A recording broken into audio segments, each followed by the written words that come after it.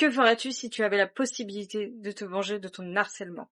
Et on va parler de La vengeance d'un souffle d'odeur, édité chez Soleil Manga en 6 tomes. Cette série va parler de Yuichi, qui est un ancien collégien qui a été harcelé et qui va vouloir se venger. C'est après plusieurs années que les anciens élèves vont se retrouver. Mais cela n'est pas par hasard. Notre personnage principal sera-t-il un héros ou un méchant? C'est une série qui m'a vraiment bouleversée parce qu'on a vraiment cette sensation de ressenti. Quand on entre dans l'histoire, on a vraiment les ressentis de la violence, que ce soit verbale ou physique, du personnage et surtout des séquelles qu'il a pu avoir adulte. C'est vraiment incroyable. Ça m'en a donné des frissons.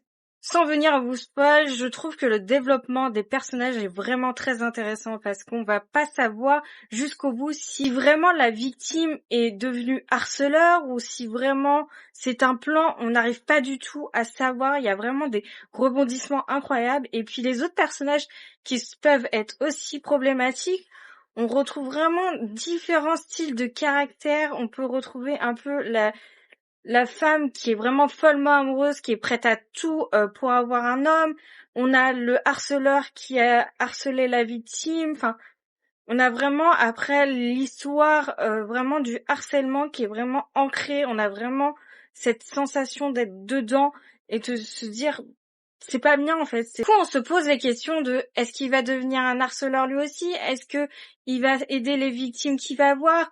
Ou bien est-ce qu'il va faire quelque chose qui va nous surprendre? Vraiment, toute cette histoire, on va le voir vraiment au fur et à mesure et on va vraiment avoir un dénouement à la fin qui est vraiment incroyable.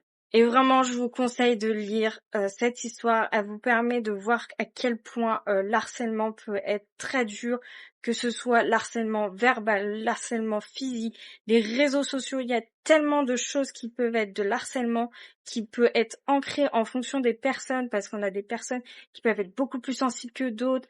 Vraiment, faites attention à ce que vous faites, qui peut vraiment avoir des choses vraiment qui vont engendrer dans une vie d'une personne. Et cette histoire, elle a vraiment été prenante, vraiment émouvante. Et je peux que vous conseiller de lire et de vous y intéresser parce que vraiment, c'est incroyable.